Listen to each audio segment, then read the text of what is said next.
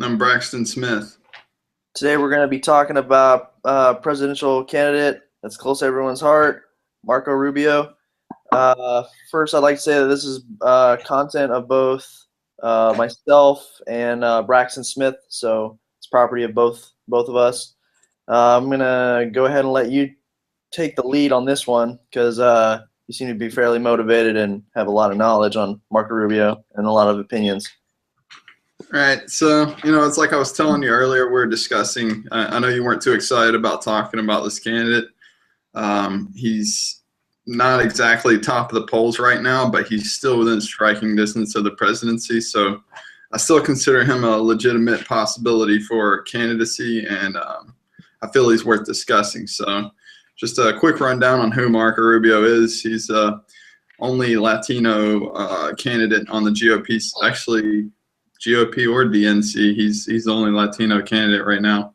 He's a senator of Florida, and has had strong affiliations with the Tea Party. Tea Party was crazy about him all the way up until I want to say it was like 2013. He had a change on his immigration policy, which we'll be going over later. But yeah, that's a quick rundown on him. I'm just going to go down a whole list of line items of things of particular interest. I was just scrolling through some things I was reading about him on the internet, and everything's sourced. I could put those up, but I'm going to save everyone time and just let you do the research yourself. But some things I found worth noting. It actually starts out really good. I was looking into him, and I was starting to think, well, damn, he might be a legitimate candidate. Like, I might actually give him another look, because starts out, he was looking at the whole climate change. He's given it a second thought, using critical thinking. He's going against a lot of the popular beliefs that's being forced on everyone right now that climate change, well, it was originally global warming, but now it's climate change. And they're saying that it's man-made. He's saying he doubts the possibilities of it, but if any research comes out that's empirical to suggest it, then he'll reassess. But for now, he wants to remove the ban on exporting our oils. So that's something that's holding us back big time, is our ability to export oil and to drill off our own shores this oil. We have the EPA banning us from drilling off our own shores to preserve the shores, but we can still allow these other countries with less standards than our own to drill off in the Gulf of Mexico. Right. He also wants to block the EPA's shutdown of a lot of coal power plants that are going across America right now. Okay. There's a lot of most of our power is actually from coal, and EPA is trying to shut it down right now to force us to go over to more expensive renewable resources. And something many people need to understand is that GOPs aren't, they aren't the bad guys from Captain Planet that are like, oh, we must pollute the planet to whatever their motive was. Yeah. The GOP's actual motive is this something we can actually afford right now? Everybody's strapped for cash. Can we afford major spikes of, the cost of energy right now? So it's something we got to tread lightly on. Do you want to put on anything on that, Cal?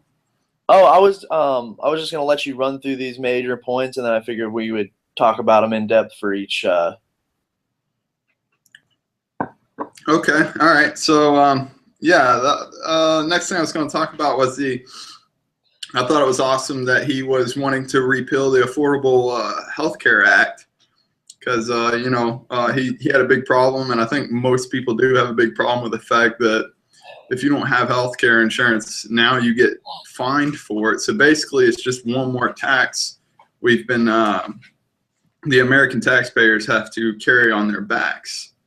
And but he's still, actually, come to find out, he's still wanting a federally funded healthcare system. So like anybody with major health problems that might not be covered by private companies, get covered by the federal system, is what I was getting. I didn't get exact details on that. It just, to me, it's kind of sketchy that he's still looking at the federal government to fund one more aspect of our lives. Right. So that's definitely an implication. Yeah. co-sponsored the Border Security, Economic Opportunity, and Immigration Modernization Act of 2013. As the one that pissed all the Tea Partiers off, apparently. But he's wanting to create a path to citizenship for a lot of the illegal immigrants that are here right now, so that we can make them a more functioning aspect of society. And Right. he later came out, he's still on board with that, but now he's wanting to create a, I guess you would say, a wall or some way to keep more illegals from just pouring into the borders. So I think that's reasonable too. Apparently a lot of Tea Partiers aren't a fan of that, but I feel if they're, good members of society, contributing to the cause, if you will, then, what's the harm? So he's wanting to, so far so good, but here's one of the bigger implications, and I even saw a lot of it in the first presidential debate, the GOP debate, where they're just pounding on the war drums. He was right there at the forefront, really. He wants to be a little more active, well, a lot more active, actually, in global presence in regards to Iran, Russia, and North Korea. Okay. Yeah. He opposes, another problem I have with him is that he opposes normalizing relationships with Cuba. So if you're a fan of Cuban cigars, you might not be a fan of this guy. He wants to start sanctions on Iran until they discontinue their uranium enrichment. And is actually considering sanctions. He wants to continue sanctions on them, and is looking into military actions if they actually get a hold of nuclear weapons. Yeah. Believes radical Islamists are the greatest threat to national security. I think that's arguable. Voted yes on extending the Patriot Act. Now, this is huge. Definitely something I want to discuss here in a minute. I'm just going to run through these real quick, and then we'll go back on it. Supported Syrian opposition, but voted against invading Syria. So that was, it was pretty cool. Yes and no. Very adamant about pro-life, even to the extent of rape and incest. He's absolutely no abortions. Not really big to me, but some of you out there might think that's kind of a big deal. Right. States should have the right to define marriage in the traditional way. Was a quote we got from him in regards to same-sex marriage. Also, he's this is going to be huge for a lot of y'all out there. He's against the recreational use of marijuana. Would be willing to look into medicinal purposes. He did oppose the stimulus, so good on him for that. He supports spending caps for the government, so he wants to get spending under control. That's good. He's got a tax to 15% for anyone making less than $75,000, 35% for anybody making more than $75,000 a year, and wants the corporate tax reduced to 25%. Extra tax breaks to minimum wage earning families, and 25% tax credit for 4 weeks paid leave. Any company that will give their employees 4 weeks paid leave, they get a 25% tax credit. All right, so he's pretty good at putting what he thinks out there. His and it seems to be runs kind of along the party line mostly. There's a little bit. There's some outliers there, but there's no secret of what he thinks anyway. Yeah. So you want to bring back up the first point, and we'll start there. So yeah, we're talking about the shutdown of trying to keep the shutdown of coal power plants.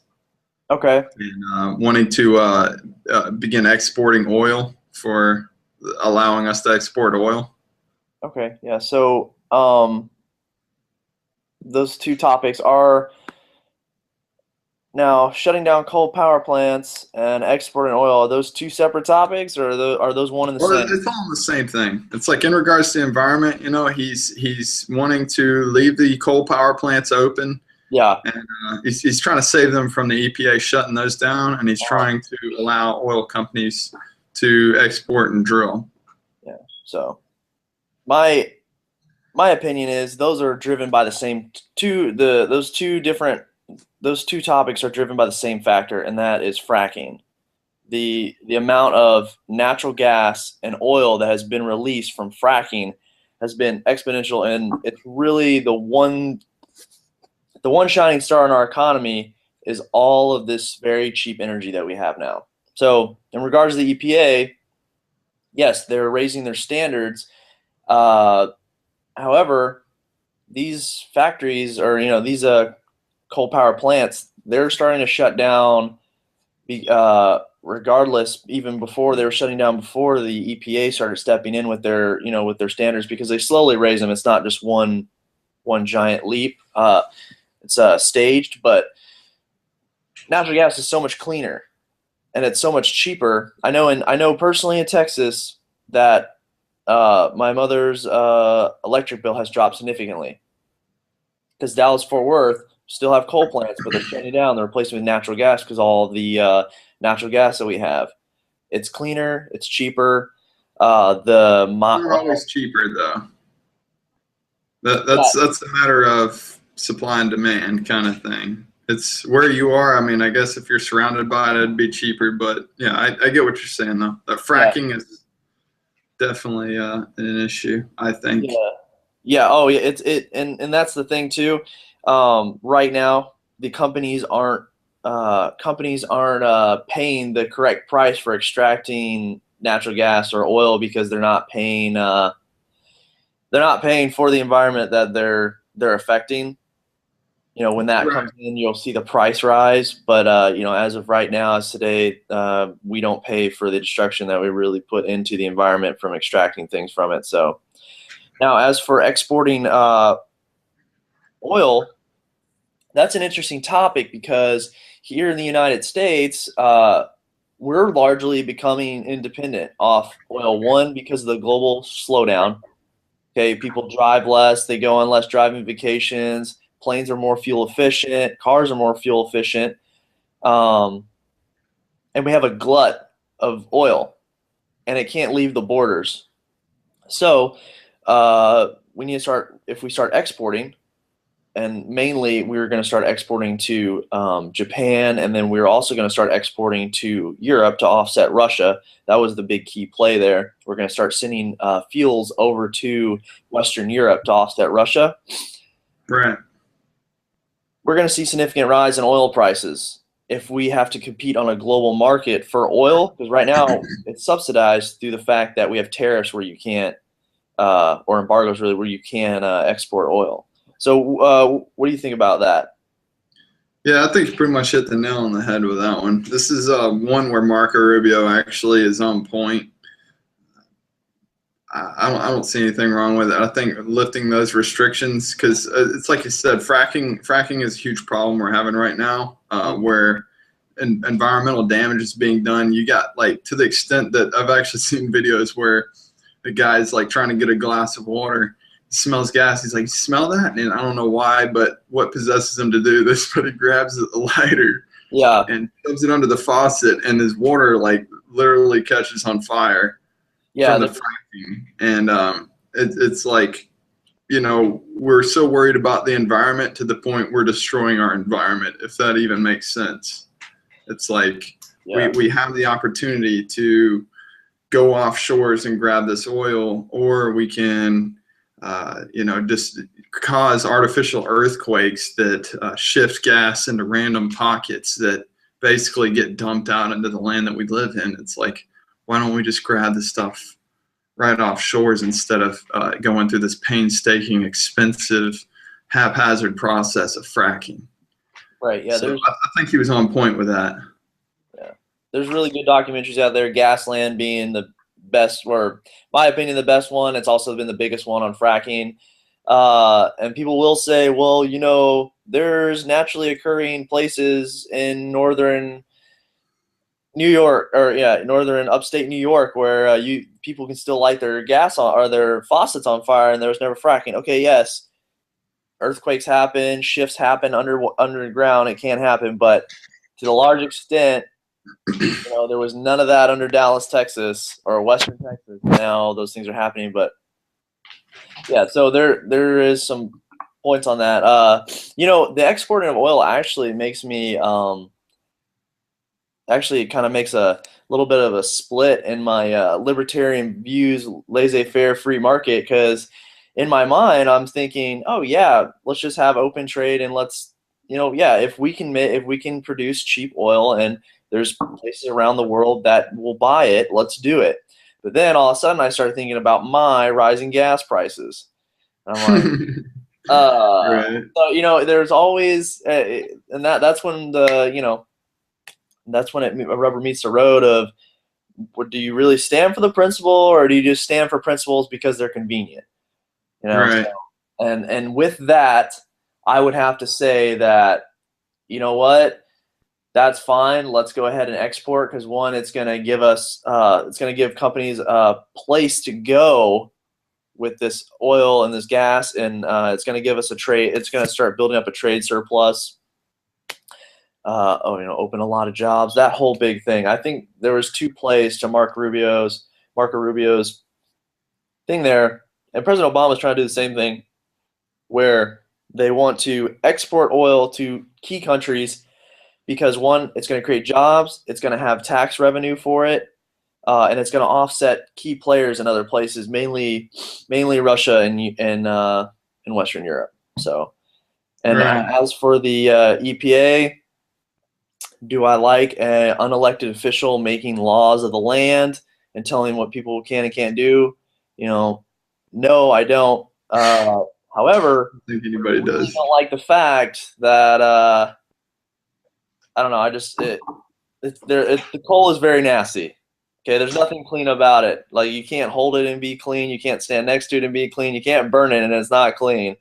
You take it out of the ground, you can either strip mine it or send people down in these shafts where it collapses on them. There's not. Anyways, yeah. So, what do you think? Yay or nay for Mark Rubio's two stances there? I'm for it. I support it. Mm. 100%. I like every aspect of it, really. I don't even think there's. So you might have to pay a little more for gas, but I mean, Yeah. That's, to me, I don't know.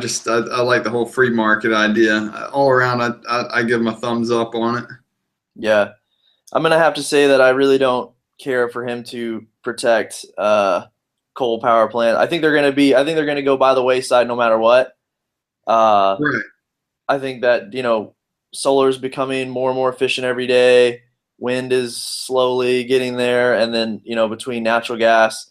But as for But I gotta exporting, say though, it's not like he's advocating subsidizing for these coal power plants. He's simply stopping the ensuring EPA. that the EPA doesn't shut them down prematurely. And I too, I think everybody, if we could have solar energy, that's the way we would go. Or wind power, just some renewable resource, cleaner. That's obviously what we want to go for. But if the time's not right, Mm. well then we just got to sit tight for a little while and hope the ball keeps rolling in the direction it does. Capitalism prevails, and we have advancements that are made to where we can have efficient solar power.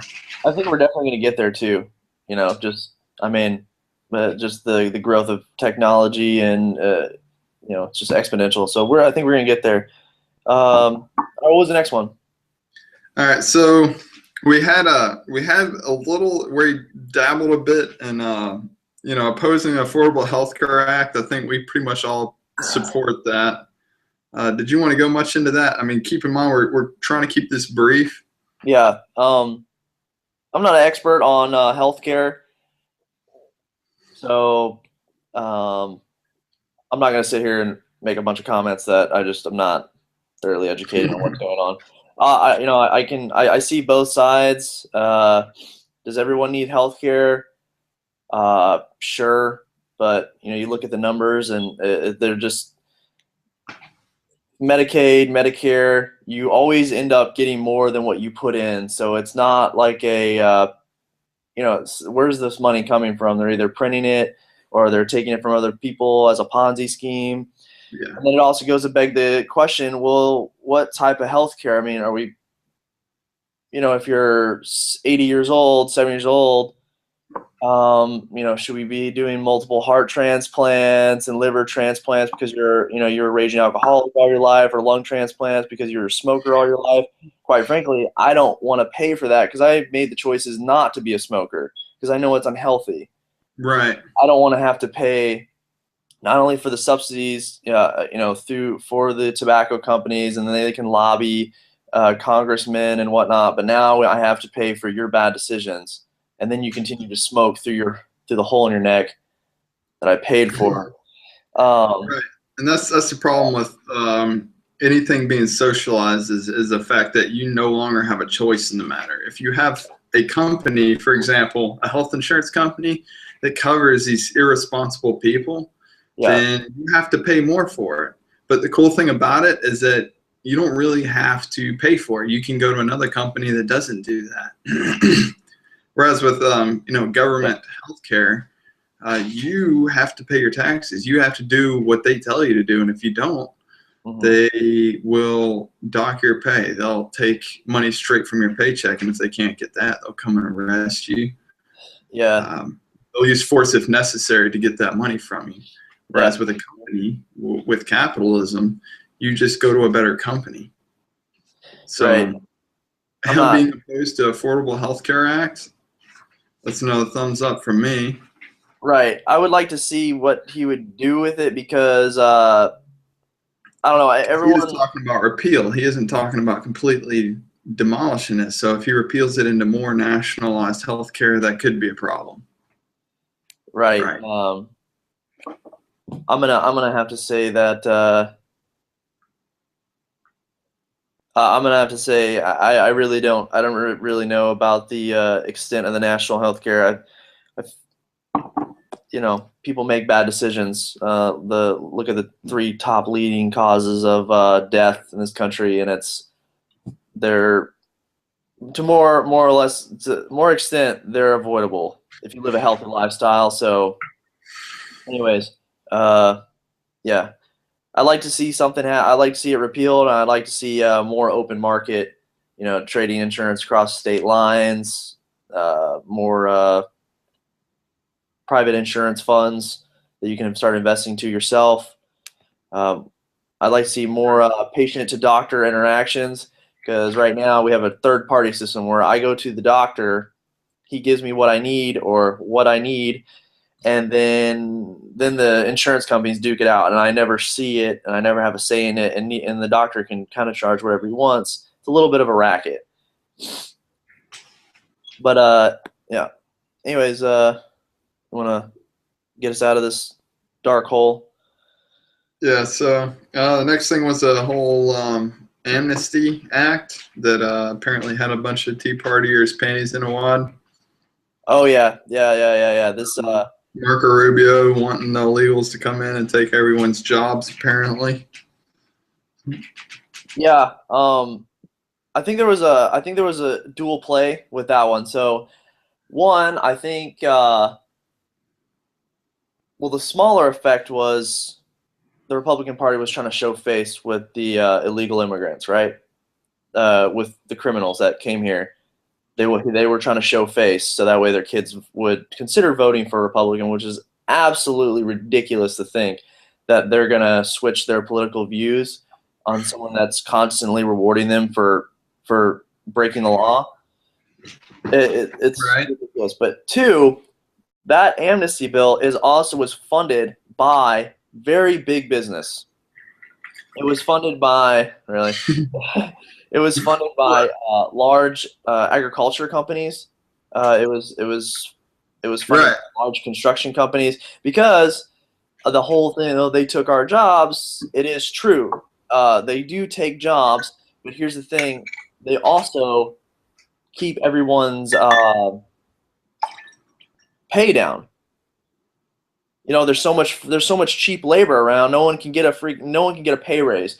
Everyone says, "Well, they're doing jobs that people don't want to do." Well, that might be true, but what they're actually doing is keeping everyone else's wages down by giving out their labor for so cheap. And two, they're also keeping a lot of industries from being made by machines. You know, like picking oranges and stuff. You know, they have machines that can pick oranges, and all they need is one operator. You know, or a lot of things becoming industrialized, like truly industrialized and truly ran by machines. They're keeping it down. And the unions, you know, and the perfect example was the car unions. They tried forever to keep the automation of the car industry out. But finally, they just simply lost because the automation got so good. Right. That a lot of people lost jobs. There's a lot of welders that lost jobs. There's a lot of people that painted the cars that lost jobs because the machines are so effective, and all you have to do is pay someone to maintain the machines. It's a one-time investment. Machines don't go on strike. They don't need health care. There's a lot of things that machines don't need. And then people say, oh, well, what is everyone going to do? Well, that's the point. This is where the society, this is where human society can take the next step, is where we stop doing these things like picking oranges, and we start really using our minds instead of our backs. And if everyone's cognitive thinking goes up, it's better for the whole world. Right. And then getting back on topic too, you know, the having illegal immigrants in here to do the jobs that nobody wants to do, as you put it. That means, like, things that you got to think about too is if they're getting it done a lot cheaper, that means that people are buying products for a lot cheaper. People are seeing savings, and they can devote their labors elsewhere. So all the strenuous construction and any of these construction and agriculture, a lot of those jobs right now require labor, and eventually we'll get to the point where we'll have machines to take that over. Eventually, machines are going to take a lot of that over, as you said, and they're just the thing slowing the process.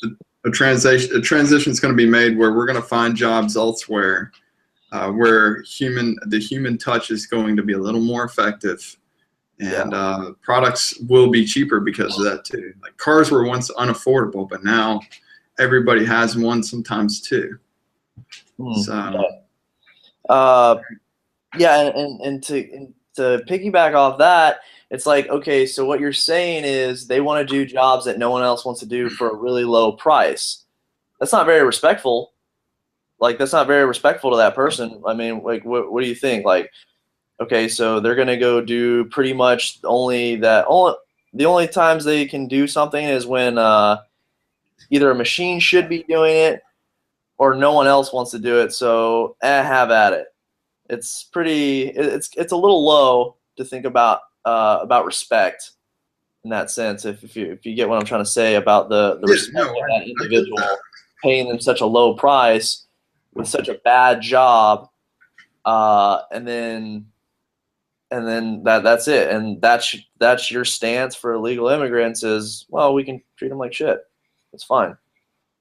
And really, that's what people are saying when they say, well, they're going to do jobs that no one else wants to do. No, that's not true. People do want to do that job, but for a certain price. And when people cross international borders illegally and they're standing there and they're taking people's jobs, they're actually doing us a lot of harm, but they're doing themselves harms by working for so cheap. Right. So I don't know. In general, I think his whole immigration policy. Normally I'm in line with the Tea Party. Normally, this is one of those instances where I think granting amnesty to the illegals and then having a better vetting process for the rest. I'm not strongly opinionated on it, but I do think I don't see the harm in it. I see more good in it than I see harm, and I got to give him a thumbs up on that one. Yeah. I'm gonna have to give him a harsh thumbs down. The more and more I read about it, and the more and more I find out about it, it's really enlightening how bad illegal immigration is, and how much they really do cost the economy. As you were saying about, it makes cheaper food for everyone. there's a lot of information out there that, I mean, you're talking about if you pay someone $10 an hour, $15 an hour, even $20 an hour, you're talking about your head of lettuce going up by 4 to 5 cents. Paying someone $18 an hour, you're talking about your lettuce right now that you bought for, let's say, $2, you're talking about it going up by 6 cents. Right. I'd be more than willing to pay 6 more cents for a head of lettuce. Yeah. And people will work at that rate. People will not break their back all day for $10 an hour, especially if there's a welfare state to support them for not doing anything. Right. But I would have to say I'm not in favor of amnesty. I believe we do need a strong border, and it's also an exportation problem where countries export their problems. They export their poverty, their criminals. These people, a lot of people, okay, yeah, they're coming for a better life, but why should I have to pay for it? All right, so I got to say though, from Mexico, for the most part, people are coming here for opportunity.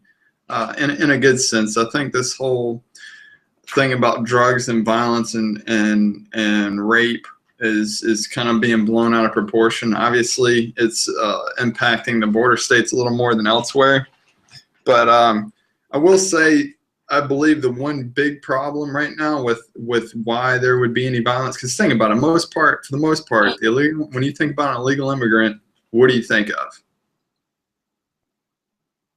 You think of like a construction worker or someone farming or someone running a restaurant. You don't really think of like drug cartel. However, there is by the border, that's usually where you run into the most violence. All these problems that you hear them talking about is usually drug related, which is actually where I find Marco Rubio kind of conflicted on. Is he's all about granting amnesty to illegals, and he's trying to keep control on the flow on the border, and he's worried about the violence, I'm sure, as most people are on the border, but yet he wants to keep Mexico as a huge provider of an illegal substance. He's basically keeping these drug cartels in business by wanting to keep marijuana illegal on a federal level. Yeah, his views are conflicting. They're working together. What's up? Yeah, you're right. His views are conflicting. They work against each other. Yeah. It's just like we saw with Al Capone and the ban on alcohol, and he attributed his success to the ban. Just as the Mexican drug cartels attribute their success to the lack of competition in America. Right. And they've actually seen their profit. There's some really good articles out there on profits falling from Mexico because of the Western states opening up their marijuana market. So those markets have dried up for Mexican cartels. And if you look at their position, even trafficking through those states is really unprofitable. And what it's now, it's instead of going up through California, everything now it's just flooding in through Texas, because they don't really. You're not going to find legal marijuana in Texas anytime soon. But as far as someone coming over here working hard, great. But if you look at the numbers, 62% of illegal households are on welfare. They've paid nothing into it. They're taking a lot out of it: cash, subsidies, or cash payments, food payments, public housing, compared to only about 30% for a native United States American. You would have just hamstringed your whole speech there with that little slip up. Yeah. But actually, so it's I don't know. It's people say they come over here and work hard. Yeah, sure they do, but they haven't paid anything to a system, and right when they show up, they're getting all these subsidies and welfare, and it's really putting a strain on the system. It's making it. You can look at the individual too. You don't have to look at the household. You can look at the individual. But however, people get welfare through household numbers, and everyone in the house benefits from people on welfare. And illegal immigrants aren't known for filling out tax forms. So it's not like they're paying into it. But that's I have to say, anything to do with amnesty is it just completely turns me off to anybody that has to say, well, yeah, they broke the law. Okay, well, we'll give them amnesty. We'll give them citizenship, the right to vote, and hopefully they vote for us. Because that's pretty much, it comes down to that and big business wanting really cheap labor. Right. And if you look at the different types of visas that they give out, I'll put a link down into to the video. But you got the H-1B visas, right? There's temporary H-2B, H-2A. There's all kinds of special visas that people can get. Well, they're beholden to the company that they get these visas through. They can't quit, because if they quit, they lose their visa and get deported. What does that do? It makes for a very bad situation for this immigrant worker. They can't quit because they're going to get deported, so they never get raises. They're overworked. They're abused by their employers. And these visas were just specifically set up for large agriculture companies, construction companies, anything that wants cheap manual labor. Right. Big holes, fill them back in. So, all right. yeah. So that being said, I guess, like I said, I still got to leave it at a slight thumbs up from me on that one. A huge, I would say, even maybe a double thumbs down from Mr. Kyle Mason. Maybe even a goat. Might even give it the goat. What's the goat? Well, if anybody watches, what is it, Servers or whatever the hell that meant, Waiters. Oh, the goat. The goat. Okay. Yeah, I'm gonna have to say very weak response. I think thumbs down all around on the whole criminalizing marijuana. I think we're at a point now that doesn't even need to be discussed with the majority of America. We all understand that everybody's okay with it. Yeah, it's so out of touch on that one. It's a sick joke too, because even during the presidential debates, the host will say something like, "Well, we're going to get to a topic that or marijuana, which I think everyone in this room has smoked," and then everyone in the room started laughing and clapping. And it's complete hypocrisy how everyone in the room's laughing and clapping, but then we imprison people for a very long time for doing nonviolent crimes. It's like, why is that funny if you're going to ruin people's lives and throw them? It's a losing battle too. It turns off a lot of people to take that stance, because a lot of people see the stupidity in it. And slowly but surely, these states are going to keep legalizing it, and they're not going to let the DEA come in and enforce those rules. Right. So, it's. I don't really think it needs much more talk. And I think anyone that's listening right now, I guarantee you, more than 9 out of 10 of our viewers will be understand how shitty it is that he's against that. And like you said, hypocritical. Yeah, very hypocritical. Hypocrisy is like the worst trait in any candidate, period. Yeah. But moving on, though, one of my bigger problems, this is where I started running into some muck with this guy, Marco Rubio. He apparently wants to get more involved with, Iran, Russia, and North Korea. Feels like we aren't giving them enough pushback right now. I don't even know what to say to that statement. We have aircraft carriers parked off all these shores. We're in trade agreements. We got our state Secretary of States over at Iran anyway. North Korea, you can't really talk to North Korea that much. But what are they going to do? They even tested their ICBMs, intercontinental ballistic missiles. Yeah. The closest they can get they keep talking, oh, North Korea is going to nuke us one day. Yeah. And yet I think their record so far is 20 miles off their shore. It's a long ways away from America. They're not a threat. Same with Iran. They have no capabilities of nuking us right now. And if you think that Iran and North Korea and Russia are our greatest threats right now, you have no clue what's going on right now. Just to be completely blunt, you have no idea what's going on in this world right now. Just take a look at the economics alone. Yeah, is beyond any nuclear bombshell in production right now, guaranteed. Yeah, it's good for the military-industrial complex anyway.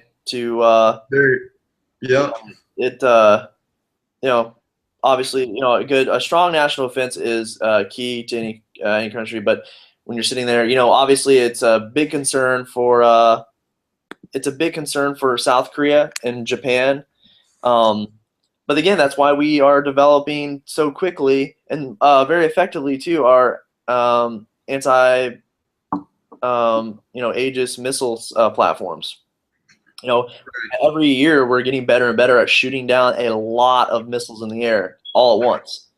So as time progresses, we're going to start seeing these threats disappear more and more. I mean, if you look at Iron Dome over Israel right now, they shoot down a vast number of missiles incoming into their country through Iron Dome. Okay, and understand too, anyone listening right now, understand too, is that includes like if any nuclear missiles were to,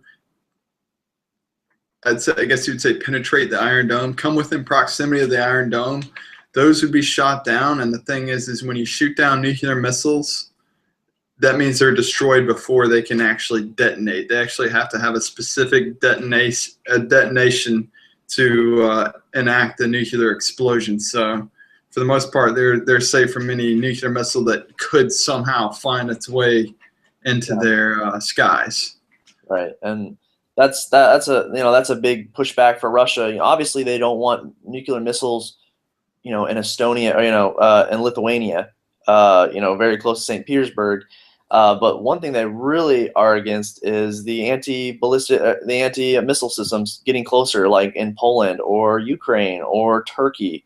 They don't like that because they're understanding too that our mad mutually assured destruction is becoming less and less effective because pretty much one side can just wait for someone to shoot their missiles and we can shoot them down.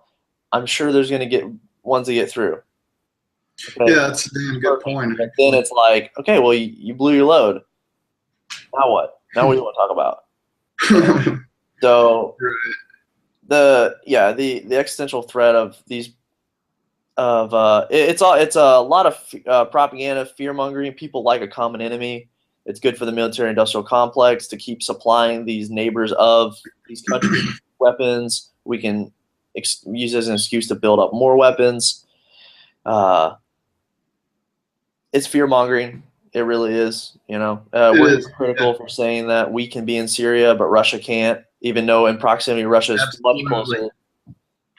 Absolutely much closer.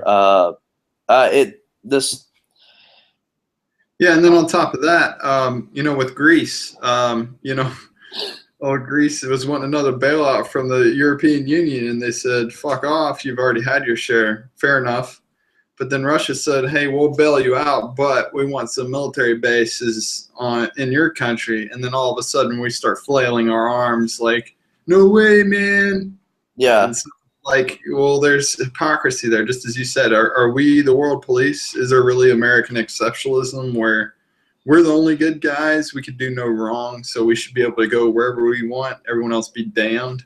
Yeah, you know how I feel about that.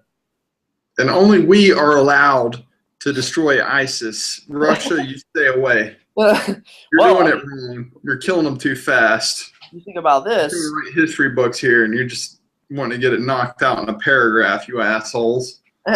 You think about this. If there's only so many targets, and if Russia's taken half of them, where is the military-industrial complex going to put the other half of their bombs? How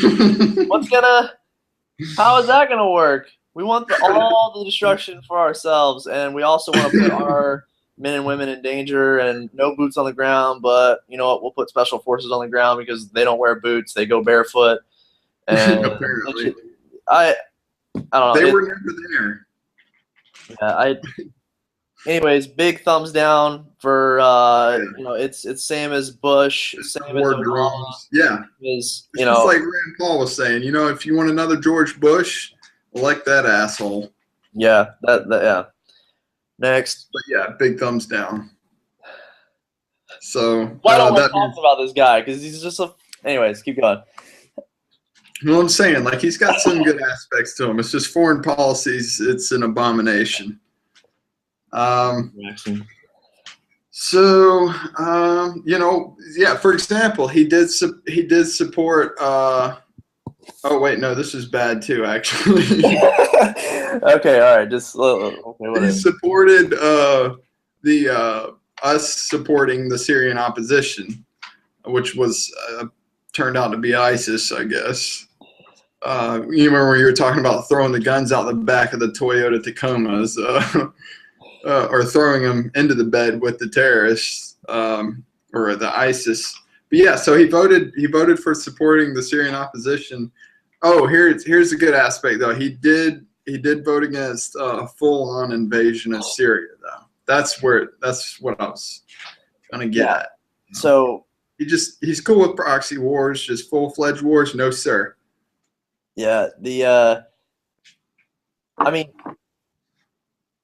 if anybody, if you look at the people that we've supported in the past, small Islamic groups in the past, and what they've become today, like the Mujahideen, has became the Taliban, Qaeda. and then kind of harbored Al Qaeda a little bit in their area, and they were the worst people in the world. Well, look where they started. I mean, we were funding them against the Russians, and now we want to take. And you know what? We've already had programs where we've tracked these guns. They've already fallen in the hands of not any group over there. By the way, just to begin, is not pro-Western at all. It's again, it is against everything they believe and see in their world. Is not pro-Russian, absolutely not, or pro-Russian, pro-American, pro-Western, anything at all. So to support these people and millions of dollars, $500 million was the Pentagon's program, and they didn't get anywhere with it except flying C-130s over the area and dropping tons of ammunition and weapons. And there's videos out right now where is the Islamic State got a hold of them, just directly to the Islamic State, not through a proxy. Oh, these guys are good guys, but then at night they're like, shipping it somewhere else. It was directly caught by ISIS, and yeah, it's Here's the sketchy shit, man. Is they're telling us, remember 9/11. Except with Al Qaeda, in which case sometimes you have to team up with evil to defeat a greater evil. It's like Cartman whenever he was the Coon and he teamed up with Cthulhu, and it's like sometimes you have to team up with, and they're like, no, dude, he is pure evil. What are you doing? yeah. Anytime you have to team up with evil, you have to really reconsider like what side you're on. Like, what is your objective? Yeah. Do the ends in this situation justify the means? Yeah, and talking about 9/11 really gets people heated, and they don't really want to hear facts. But look at where these people came from. They came from Saudi Arabia. Just saying, and those are one of our great allies. Yeah. Why are they our great allies? Because they have a lot of oil, and we set their country up, and we put the Saudis in power, and now they're in power forever, and they're beholden to us, and they keep oil cheap, so Russia can't make a profit on their oil. And they've come out and said that they said that they're going to keep prices low, so Russia cannot be a major exporter, and they can't make a ton of profit directly at That's economic warfare. Yeah, and obviously they're doing it for us. It doesn't help them to keep it low, but they can make a profit off $2 barrel oil. So, and Russia can't because they don't have advanced fields like that the Saudis have. But yeah, thumbs down, Mark Rubio. Foreign policies, yeah, you suck. Yeah, you're not gonna have my children fight your wars or any other. Yeah, absolutely right. We're us, preferably. Yeah. All right, so yeah, foreign policies is where he definitely disappoints. As a lot of GOP, that's typical with GOP. I mean, you just watch the debate, and all but one of them really stands out. Every single one of them is definitely pounding on those war drums, like I said, other than Rand, obviously. Yeah. Even on the other side too, really. What's up? Even on the other side, war drums. Yeah, actually. It's profitable, and their kids don't go, and they don't go, obviously. So it's just really easy to be like, those people are evil, and let's just kill them. Right. Oh, come on. Anyways. All right. don't get me too fired up. Let's talk about something else. Yeah, so let's bring it back from abroad and back home. I wanted to talk a little more about the. See, this is my big problem with Cruz. Now my big problem with Rubio. I did not know he was for this until I did the research, and apparently he actually supported and voted in favor of extending the roaming tap for the Patriot Act. He was basically wanting to extend the Patriot Act. Patriot Act was supposed to be cut off. That was signed into place by George Bush. It was supposed to be cut off like a few months ago, right around the time that it was actually the same bill that Rand Paul was standing filibustering, trying to get rid of the Patriot Act. Yeah. And you had Marco Rubio saying that we need the Patriot Act. Yeah, every single one of them takes a really weak stance. And here's the thing that I don't understand. If the Patriot Act is so good, and it's such an important it's such an important document that really gives the government the power to go after these people, why don't they ever flaunt what they've done? Like, why don't they ever say, oh, look, we caught this person through these steps of the Patriot Act? They never come out and say, I don't know, they're champions of this bill, but then they don't want to come out and talk about how great it is. They just talk about how it's a necessity.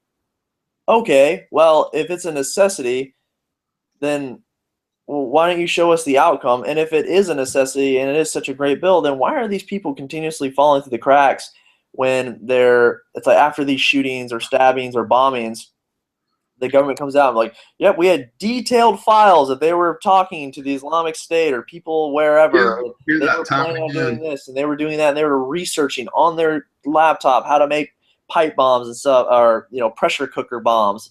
It's like, okay, either it's working or it's not. And if it is, please show us some evidence of it working. Because if not, then why are you doing this? Yeah, I hear oftentimes too a lot of people saying, well, if you aren't doing anything wrong, then nothing to worry about. Yeah, why would you worry about it? But it's like with the whole George Orwell's 1984. Like he basically foresaw a lot of what's going on now. Yeah. TV in every living room, camera in every living room. Here you have the Xbox One now with the cameras, and no conspiracy here, but the NSA does have the ability to access those cameras and look right into your living room. They have the ability to tap into our feed right now. Even if we weren't putting it up on YouTube, they could tap into what other people couldn't. Yep. And just keep in mind that, like, what is legal now will not always be legal. There's certain things at some point where you believe that they should be legal, but the government won't share your sentiment. They'll just lock you away. So whenever, you have your guns sitting off in the background, if you were ever to walk past your camera and they were to see that and have it recorded, well, they could get into your house. I don't even know if they'd need a warrant at this point. What I'm saying is, like, evidence could be gathered for crimes. Right. Yeah. It may not be something you're worried about committing right now, but later on down the road, even so much as thought of, is this government getting out of control? Even that, the mere thought of that could be considered illegal. Yeah. A thought crime, if you will. Yeah, it's totally, yeah. I mean, yeah, you're incriminating yourself. A lot of things you do, because, look, think about this. Let's just say Marco Rubio got in charge and he's the nicest guy in the world and he's charged of the Patriot Act and we're doing, he's doing these things. Okay, well, if he was president, he should only be president for 8 years, right? Who's going to replace him? Just think about any power that you ever want to give to the government, and then think about the most evil person or can think of, and give that power to them. And what's the outcome? Yeah. That's the outcome. If you don't like that picture, then you shouldn't hand down that power, because government is a revolving door. People coming in, people going out, and as time has been progressing, more and more evil people have been coming in. Okay, it's very it's very scary, and just like you said, they can look at your nudes, they can look at us on Skyping, private chat, whatever, right in your Xbox. And think about the people that work in the NSA. There's got to be some creepers there. There has got to be some creepers there.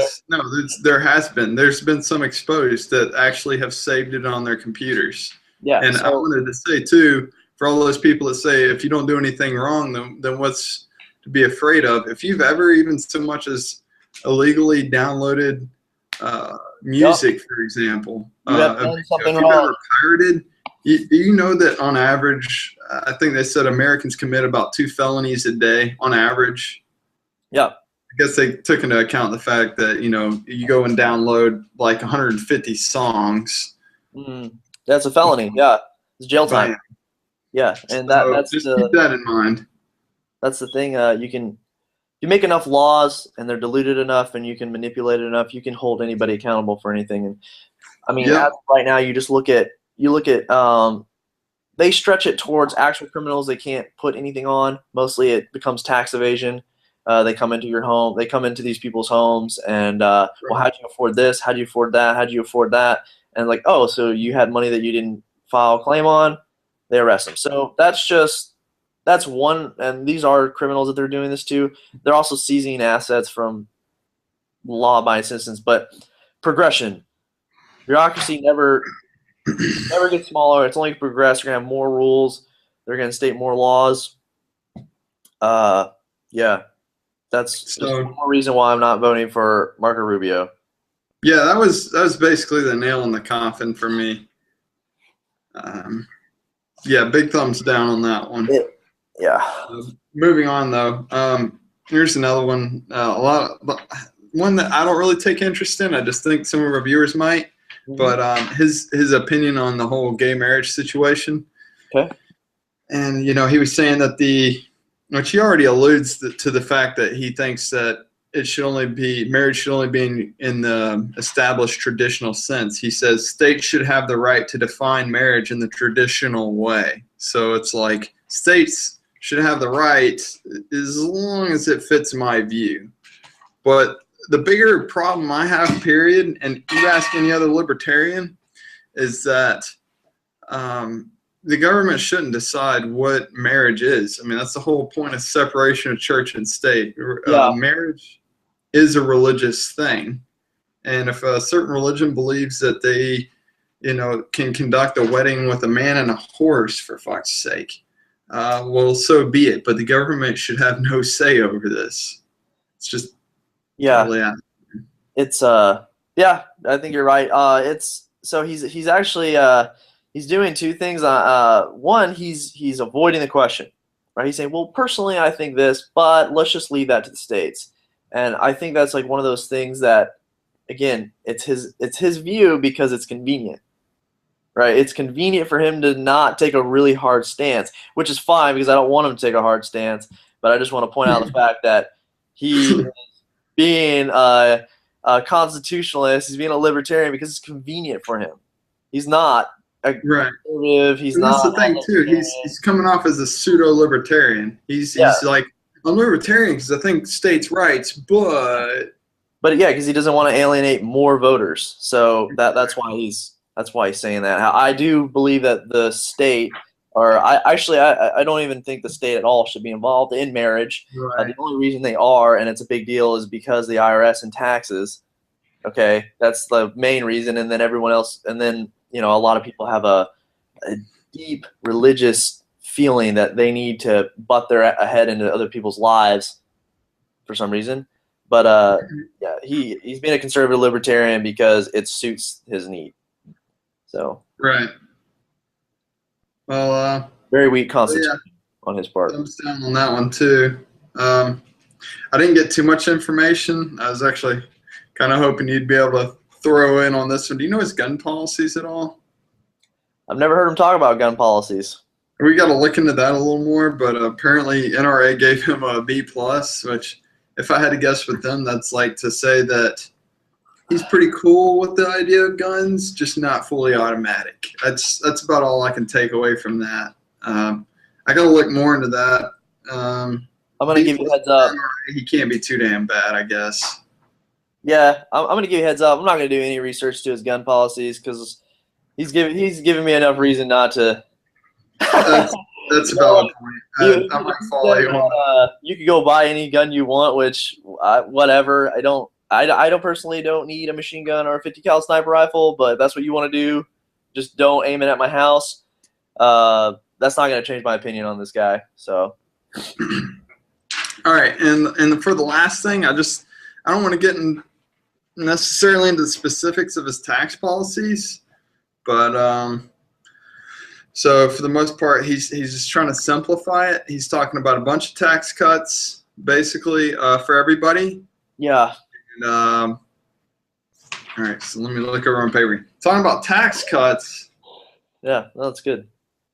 But and people are like, well, how are you gonna pay for all the government if you're complaining about this debt? How are you gonna pay for the government with all these tax cuts? Yep, and he that's a valid question, but his and I don't know if it's his response, but I can respond to that one just with common sense. Is you reduce taxes, it's basic economics 101, that you increase your tax base. You make your companies where they can spend more money, your people spend more money, ultimately more tax revenues taken in. Yeah. And then on top of that, it's like Rand Paul said, you're missing the whole point, is we're trying to cut back on spending. Yeah, but more specifically, the size of government, the intrusiveness of government. Right. That's how when I hear a tax policy, this is what I think. They talk about percentages, and in my mind, I'm thinking, okay, so if you say 20%, that means you're going to be somewhere around 20% intrusive in my life. If someone says 50%, I'm like, so you're going to be intrusive half my life. That's how I see a tax rate, right? And there's other, okay, so do I have to tell you, do I have to fill out tons of paperwork to get to that percentage? Or is it just a consumption? So if I choose not to buy a bunch of stuff, because I don't buy a bunch of stuff, I don't buy just stupid items, right? And I always look for used and whatever. Anyways, how about just a consumption tax and I just pay it at the register? You collect it from the company. Why do I have to tell you everything that I bought and then beg for subsidies that large corporations lobbied you to put in there? So, and I think he's beating around the bush on, oh well, we would do this, and then the economics, it'll grow and all. Like, why don't you just come out and say what I feel that what he wants to say, but he can't say it because everyone just starts fear mongering it. We're gonna reduce the size of government. They're like, oh, so you're gonna cut Social Security and old people are gonna freeze to death in their house. Well, no, actually, I'm trying to pass a bill that has to do with people that are age 35 and 40 right now. No, but it's people right now, they're going to freeze to death.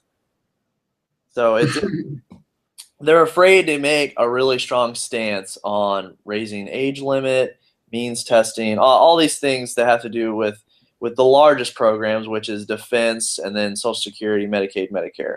They're afraid to take a stance because there's so much involved. And that's just another reason why I'm not really fond of this guy, because he doesn't take hard stances.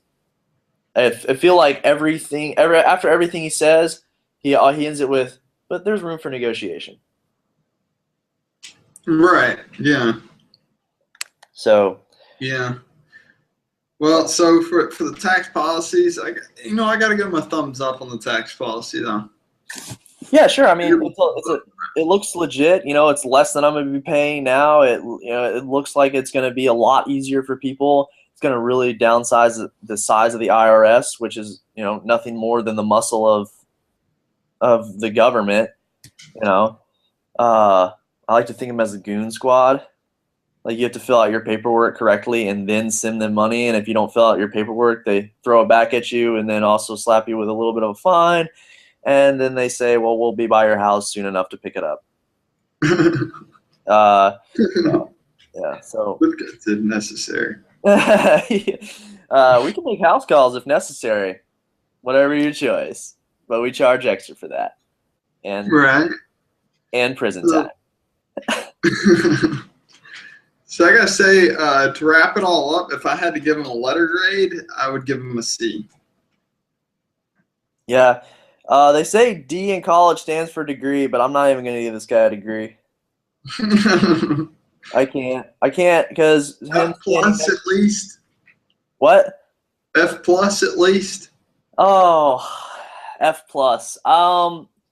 There's just so much hypocrisy. Like if you looked at this as him writing a paper, there's so much misspelling and nothing seems to jive correctly, like his drug policy and then his immigration policy. All right, real quick, man. You gotta save that F, just not to give away our future episodes. You gotta save that F for our other candidates.